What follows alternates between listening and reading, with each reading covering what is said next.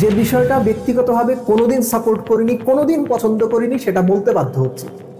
জাকের আলী অনিকের জায়গায় যদি সৌম্য সরকারকে নেওয়া হইতো, তাতে কি ভালো হইতো না মন্দ হইতো? আপনার কি মনে হয়?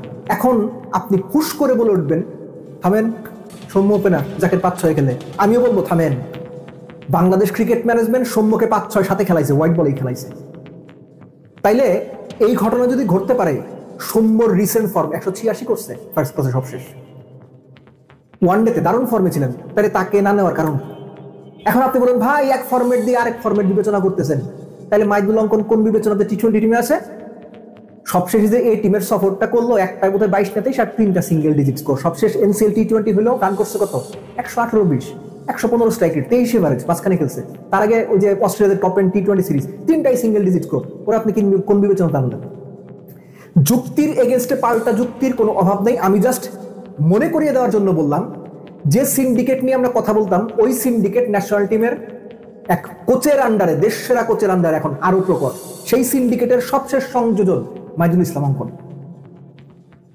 ওই সিন্ডিকেটের সবশেষ সংযোজন মাইদুল ইসলাম অঙ্কন, এবং এই সিন্ডিকেটের কারণে জাকের আলী অনেক বহাল তবিয়তে টিকে গেছে। বাংলাদেশ ক্রিকেট এই সিন্ডিকেট শেষ করে দিচ্ছে। বিএসটিআই অনুমোদিত দেশের প্রথম electrolyte drinks active plus, be hydrated, stay active. এই বাংলাদেশ টিম ম্যানেজমেন্ট সৌম্যর ক্যারিয়ারের সবচেয়ে বড় সর্বনাশ করছে, তাকে নানান জায়গায় খেলায়। সৌম্যও খেলছে, দলে টিকে থাকার জন্য খেলছে।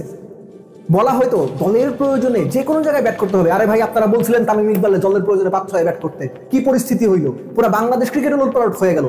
কিন্তু অন্যের বেলায়, সৌম্যর বেলায়, মিঠুনের বেলায়, XYZ এর বেলায় দলের প্রয়োজনে যে কোনো জায়গায়। সো এই যে ডাবল তো না, মানে triple quadruple standard Bangladesh cricket ম্যানেজমেন্টে, এইটারই একটা প্রকাশ হচ্ছে যে মাইদুল ইসলাম অঙ্কন কোথাও কোনো পারফরমেন্স না করে টি-20 দলে টিকে গেছে। আরেকটা লজিকে আমি সিরিয়াসলি সৌম্য সরকারকে এই দলে চাইতাম। কেন চাইতাম জানেন? পারভেজ, ইমন, তানজিদ, তামিম দুজনকে বাদ দিলে 3 থেকে 8 পর্যন্ত বাংলাদেশ টি-20 দলে একজন বাঁহাতি ব্যাটসম্যান নাই। খেয়াল করে দেখেন আপনি লিটনের কথা বলবেন, সাইফের কথা বলবেন, তাওহিদ হৃদয়ের কথা বলবেন, জাকিরের কথা বলবেন, নুরুল হাসান সোহানের কথা বলবেন, তানজিম সাকিবের কথা বলবেন, আপনার রিশাদের কথা বলবেন, no one is a left hander batter. এটা বাংলাদেশকে চরম ভাবে ভোগাবে। আপনারা আমি বলে রাখলাম, মনে রেখেন, এই টিম নিয়ে যদি বিশ্বকাপে খেলতে যায়, এই যে 3 থেকে 7-8 পর্যন্ত সবগুলো ডানহাতি ব্যাটসম্যান, চোখে মুখে অন্ধকার দেখবে, কথাটা মনে রেখেন। সো জিনিসটা হচ্ছে, এই যে বাংলাদেশ টিম ম্যানেজমেন্ট যে সিদ্ধান্ত নিয়েছে, আরো স্পেসিফিক্যালি গাজী আশরাফ লিপু, উনি এই যুগের ক্রিকেটের সঙ্গে তাল মিলিয়ে চলার মতো, নির্বাচন করার মতো, প্রধান নির্বাচন থাকার মতো তার যোগ্যতা, দক্ষতা, সক্ষমতা আছে কিনা, এটা নিয়ে আমার সিরিয়াস ডাউট আছে। আমি গাজী আশরাফ লিপুর যোগ্যতা নিয়ে প্রশ্ন তুলছি, তার সক্ষমতা নিয়ে প্রশ্ন তুলছি, তার ক্রিকেটিং ব্রেইন স্কিল বর্তমান ক্রিকেট প্রেক্ষাপটে উপযোগী কিনা, এটা নিয়ে আমি প্রশ্ন তুলছি, সিরিয়াসলি প্রশ্ন তুলছি। সো হয় কি, যে সৌম্যর কথাটা দিয়ে আলোচনা শুরু করেছিলাম হচ্ছে আমি এই জন্যে, যে আপনি যখন একজন প্লেয়ারকে কোনো পারফরমেন্স ছাড়া দলে আনবেন এবং একই রকম বাজে পারফরমেন্সের কারণে একজনকে দলে রাখবেন, আরেকজনকে দলে রাখবেন না, তখন প্রশ্নগুলো তৈরি হবে। সৌম্য সরকারকে জিজ্ঞেস করা হয়েছিল যে এই যে টি-20 ক্রিকেট না শুধু, তার ক্যারিয়ারে বিভিন্ন সময়ে যে বিভিন্ন রোল প্লে করতে বলা হয়েছে, এটা তার ক্ষতি করেছে কিনা? প্রফেশনাল কন্ট্রাক্টেড প্লেয়ার তো হুট করে বলতে পারেন না, কিন্তু একটা জায়গাতে সৌম্য ঠিকই বলেছেন, কিছুটা ক্ষতি তো হয়েছে। অফকোর্স ক্ষতি হয়েছে, সৌম্যর ক্যারিয়ারের বিরাট ক্ষতি হয়েছে এই 5-6-7 বিভিন্ন জায়গায় তাকে খেলিয়ে। সৌম্য কি বলেন একটু শুনি, কিন্তু দলের প্রয়োজনে সৌম্য আবারও সেই অলরাউন্ডার রোলটা প্লে করতে প্রস্তুত।